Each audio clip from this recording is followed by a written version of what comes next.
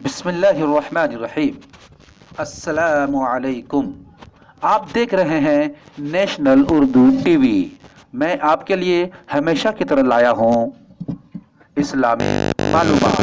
محترم ناظرین، آپ سن رہے ہیں نیشنل اردو ٹی وی۔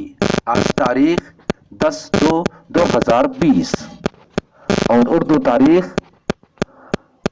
16 جمادی الاخری 1441 ہجری۔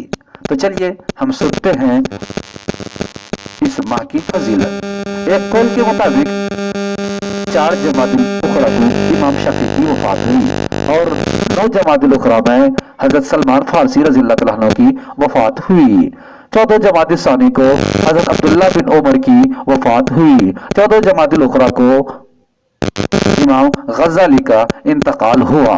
21 جمادی الاخری میں خلیفہ اول سیدنا ابو بکر صدیق کا انتقال ہوا اور حضرت عمر فاروق کی خلافت کی ابتدا ہوئی۔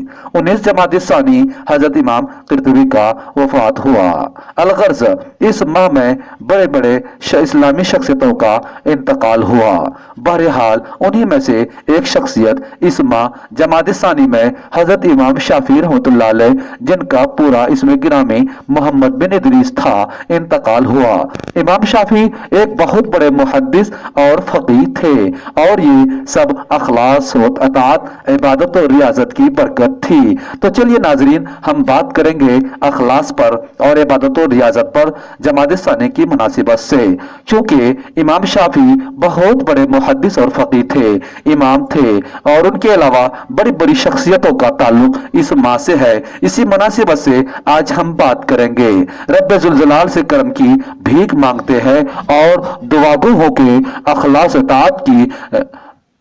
و اطاعت کی دولت سے مالا مال فرمائے۔ اطاعت خداوندی پر اللہ تبارک تعالی دونوں جہان میں کامیابی و کامرانی عطا فرمائے۔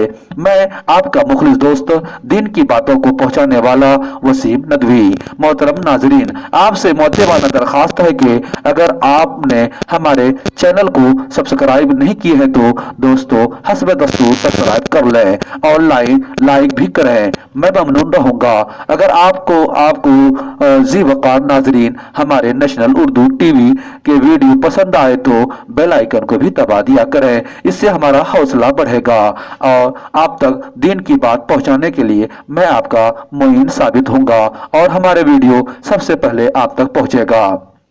دوستو تو چلیے میں شروع کرتا ہوں اپنی بات کو حضرت ابو ہریرہ کی روایت سے کہ رسول اللہ صلی اللہ علیہ وسلم نے فرمایا کہ بہت سے روزدار ایسے ہیں کہ ان کو بجز بھوکا پیاسا رہنے کے ماں سوا کچھ حاصل نہیں ہوتا، اور بہت سے شب دار ایسے ہیں کہ ان کو سوائے جاگنے اور تھکنے کے کچھ حاصل نہیں ہوتا، اور بہت سے ایسے اعمال ہیں کہ انسان کرتے ہیں ان کے علاوہ ان کو کچھ بھی حاصل نہیں ہوتا۔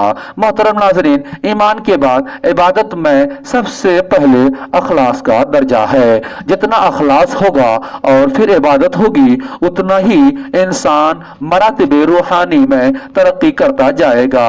کسی بزرگ دانا کا قول ہے کہ ریاکاری شہرت کی غرض سے عمل کرنے والے کی مثال ایسے ہے جیسے کنکریوں سے بھرا ہوا تھیلا لے کر کوئی بازار سے گزر رہا ہو، لوگ دیکھ کر یہ سمجھ رہے ہوں کہ یہ آدمی تو خوب مال خرید کر جا رہا ہے، مگر حقیقت میں اس کے پاس سوائے وزن اٹھانے کی مشقت کے کچھ نہیں ہے۔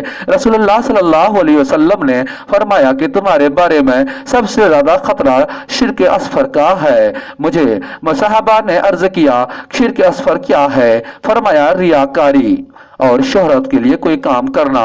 دوستو ریاکاری اعمال کے لیے ایک گھن کے مانند ہے، اللہ ہماری حفاظت فرمائے۔ اب ہم بات کریں گے کہ ہم مخلص کیسے بنیں، اخلاص کیسے پیدا ہو۔